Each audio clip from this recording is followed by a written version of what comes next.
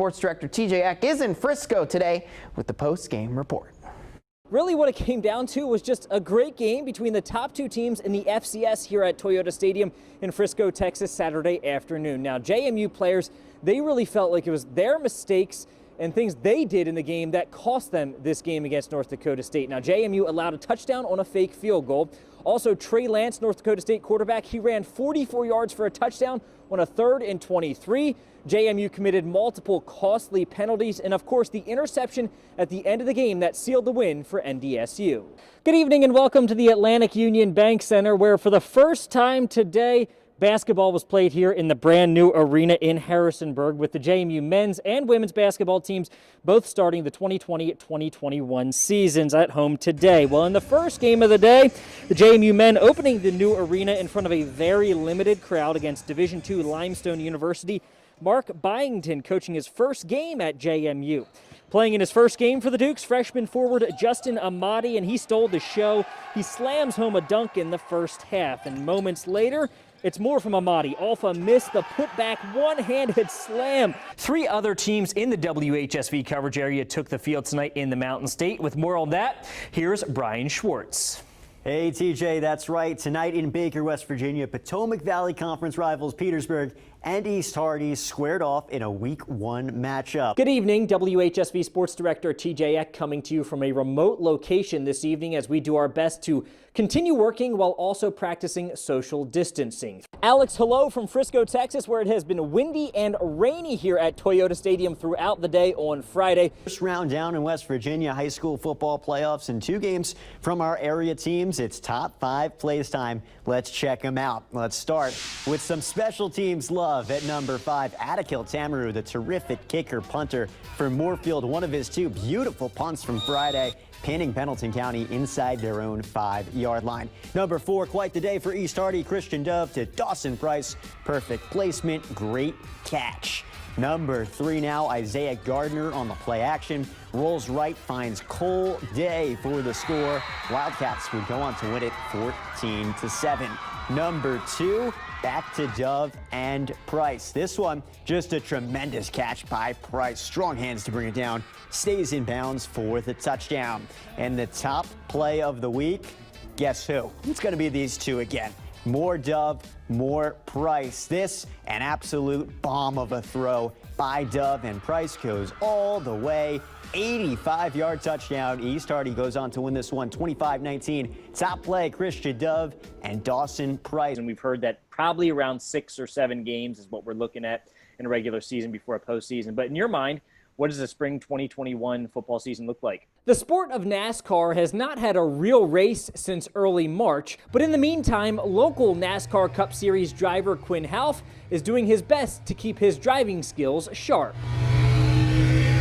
That's the sound of a racing simulator from Sim Seats, a company based out of Richmond. The simulator includes a steering wheel, racing seat, pedals, multiple screens, and speakers. Mixed with a computer program from iRacing.com, it uses real race tracks to try and mimic the experience of driving in a stock car. 2-0 Montezuma, looking like a good one early on, and then the power goes out. Lights off on the field, pure darkness on the baseball field, which obviously means we can't play. What it doesn't mean is we can't still compete. Bring out the cow. No baseball in the dark. Instead, it's Montezuma, Clover Hill, cow milking contest. Roll the tape. PJ Hanasek on one side for the Braves versus Brayson Fulton with the help of Graham Painter for the Bucks. Just tremendous. A classic performance with the cattle. Time expires after a minute. Let's check out what they got. Who's thirsty? I'm definitely not. Just by the tiniest amount, PJ Hanasek and Montezuma win it. What a win on the road in the elements for Hanasek. Welcome to Week 1 of End Zone 2020, where we are in the midst of a unique high school football season with no games in Virginia this fall, but teams in West Virginia are playing. And we start tonight with the Pendleton County Wildcats, who were just 1 win away from appearing in the Class A state title game last year and are again considered one of the top teams in the Mountain State this season. Pendleton County hosting Wyoming East tonight to open the season after 2 other matchups fell through for the Wildcats. First quarter, Pendleton County QB safety Isaiah Gardner keeps it, and he goes 25 yards deep into Wyoming East territory. A few plays later, Gardner finishes off the drive. He's in from 2 yards out. 7-0 Wildcats lead in this one. Stayed that way until the third quarter. Gardner this time through the air, rolls out, hits Braden McClanahan. Great move there, then fights his way all the way down inside the 10-yard line before he's brought down. Leads to Dalton Dunkel from 9 yards out. 14-0. Pendleton County goes in front. The Wildcats defense brought it tonight too. Check this out. A host of Pendleton defenders combined for a TFL here in the third quarter. We jump ahead to the fourth. It's 21-0 now. Dunkel puts the exclamation point on this one. 45-yard house call for the score. He had 134 yards and 3 touchdowns on just 12 carries. The Wildcats roll in the season opener, defeating Wyoming East 28-0. After a delay of a few months, we bring back our Student Athlete of the Week series tonight as Brian Schwartz takes us to Stanton High School to tell us about one of the top prep golfers in Virginia. Mason Wyatt is a standout golfer for Stanton High School. Coach tried to get me to come out 8th grade year. I didn't really know too much about it, and I didn't really think it was very cool, but I ended up getting a big interest for it. Wyatt, the #1 ranked returning golfer in Class 2 this year after finishing as the state runner-up last season. He's super mature for his age. He works harder than anyone on the team. He's worked harder than anyone I think I've ever had on a team. That excellence playing golf is also the case in school. He is one of my best students. He's got an A+ average. When a lot of students are kind of figuring out the virtual world, he is right on top of everything. Mason Wyatt's focus, confidence, and discipline not only comes from the golf course, it's rooted in the classroom and from Taekwondo. My mom signed me up. I started enjoying it. We did it like 3 times a week. I started like breaking boards and talent shows. Mason would earn a black belt, teaching him about persistency, practice, and having the right mindset. You had to be calm and collect yourself in Taekwondo. We learned a lot about that. And I feel like I definitely control my emotions well on the course. His coach would agree. He has the perfect attitude for golf. It doesn't get real high, doesn't get real low, and that's the key to being a really top-notch player. If you want to emulate anyone on the course, you want to emulate Mason. And Wyatt's future is bright too, as he looks to win a state title in the spring. He has the highest ceiling of anyone I've ever coached, and I'm looking forward to seeing him go higher and higher. I came up short last year, losing in a playoff. So I kind of want some redemption this year. It all begins with first official practices February 15th. In Stanton, Brian Schwartz, WHSV. All right, thank you, Brian. Well, Mason hopes to win that state title this year as well as secure a college scholarship. WHSV Sports Director TJ Eck joins us from Frisco, where today he has a chance to talk with both teams. Hey, TJ.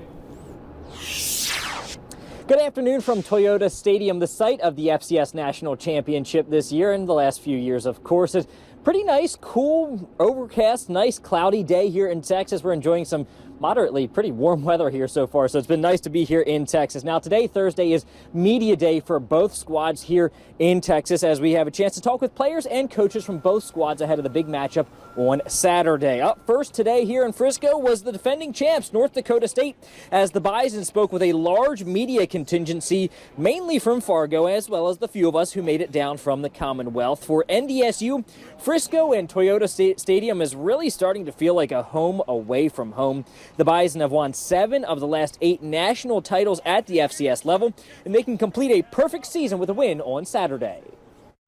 It's really special. You know, we've gone through coaching changes and we've gone through quarterbacks and tons of different starters and, you know, a ton of different people to play my position. And, you know, I'm just another guy that gets to come in and carry the tradition along. I would say it's our unspoken expectation. Our first thing we say is we want to win the conference, you know, give us a chance to get into the playoffs, and then it's always in the back of our mind that we're going to go back to Frisco. The last, 8 to 9 years of NDSU football have been unbelievable in terms of winning, but also in terms of just the quality number of student athletes that have come through here, gone on and graduated, doing great things out there.